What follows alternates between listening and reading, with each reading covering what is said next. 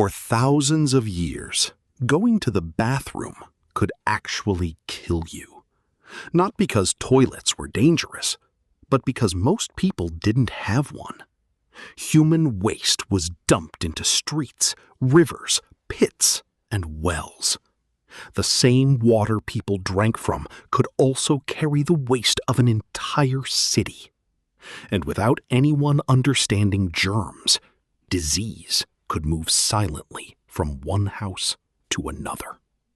Cholera, typhoid, dysentery. They weren't mysterious curses. They were often the result of one simple problem. Humans had no safe way to separate waste from water. And that is why the toilet is not just a bathroom object. It is one of the most important inventions in human history. Because before the modern toilet saved lives, the lack of toilets helped destroy them. Long before the modern bathroom, humans were already trying to solve the same embarrassing problem. Ancient civilizations built drains, pits, and public toilets. The Romans even had large public latrines where people sat side by side on stone benches while water flowed underneath. It sounds advanced, and in some ways it was. But it was also very far from clean. Privacy barely existed. Smell was everywhere.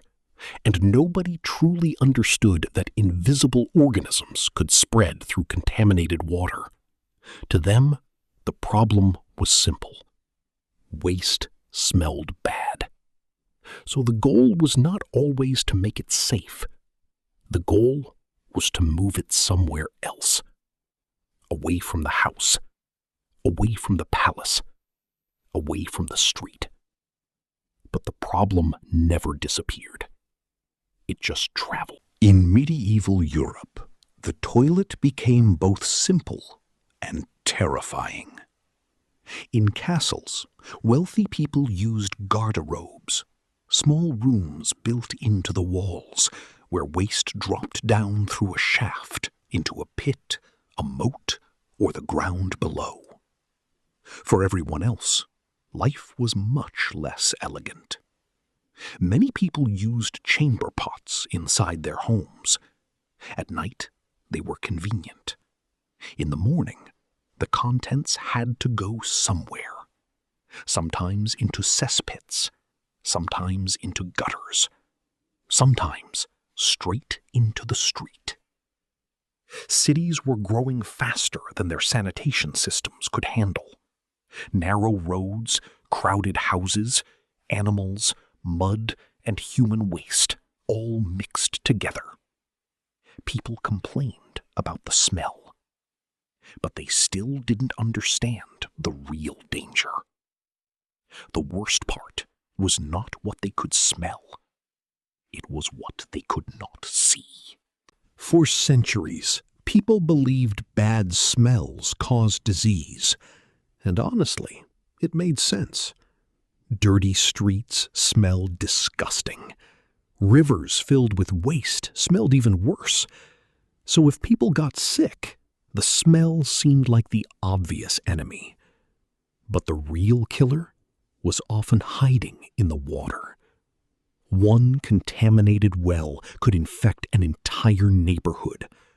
One polluted river could poison a whole city.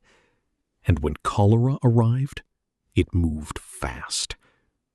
People could feel healthy in the morning and be dead by night. In 19th century London, outbreaks became impossible to ignore. The city was full of waste, and much of it ended up in the River Thames. Then came the Great Stink. The smell became so unbearable that even politicians could no longer pretend the problem didn't exist. And that disgusting summer would help change the future of the toilet forever. The idea of a flushing toilet appeared much earlier than most people think. In 1596, An English courtier named Sir John Harington designed a toilet that used water to wash waste away. He even built one for Queen Elizabeth I. It sounds like the beginning of the modern bathroom, but there was one huge problem. The world was not ready for it. Cities did not yet have the plumbing, water pressure, or sewer systems needed to make flushing toilets practical. A toilet could move waste away from one room, but that waste still had to go somewhere. And sometimes the smell came right back. The invention was clever, but without a real sanitation system behind it, it was basically a good idea trapped in the wrong century. The real breakthrough was not just flushing water, it was stopping the smell from coming back. In the late 18th century, inventor Alexander Cumming patented a toilet design with an S-shaped pipe under the bowl. That curve held a small amount of water inside it. Simple idea, massive impact. The water acted like a seal, blocking foul gases from rising back into the room. For the first time, a toilet could be connected to a drainage system without turning the house into a nightmare of sewer smell. Later inventors improved the design, but the basic principle remained. Modern toilets still use a version of the same idea. A tiny pool of water became one of the most important barriers between the human body and disease. By the 1800s, London had become one of the largest cities on Earth, and it was drowning in waste. Cesspits overflowed, sewers drained into the River Thames, and the same river was connected to the city's drinking water. Then, in 1858, the heat made everything worse. The smell from the Thames became so disgusting that newspapers called it the Great Stink. Even Parliament could barely function because the odor reached the government buildings. Suddenly, sanitation was no longer a poor people's problem. It was a national emergency. Engineer Joseph Bazalgette. Today, most people don't think about the toilet. They use it, flush it, and forget it. But that ordinary object represents one of humanity's greatest victories. It separates waste from water. It protects homes from disease. It allows huge cities to exist without collapsing into filth. The toilet is not glamorous. It is not usually called heroic. But without it, modern life would be almost impossible.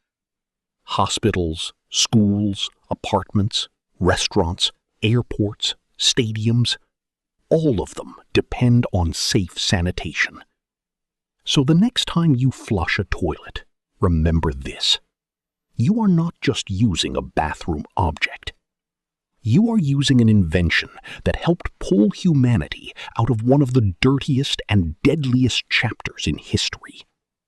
And that is the forgotten origin of the toilet. Waste was finally being moved away from drinking water on a scale never seen before.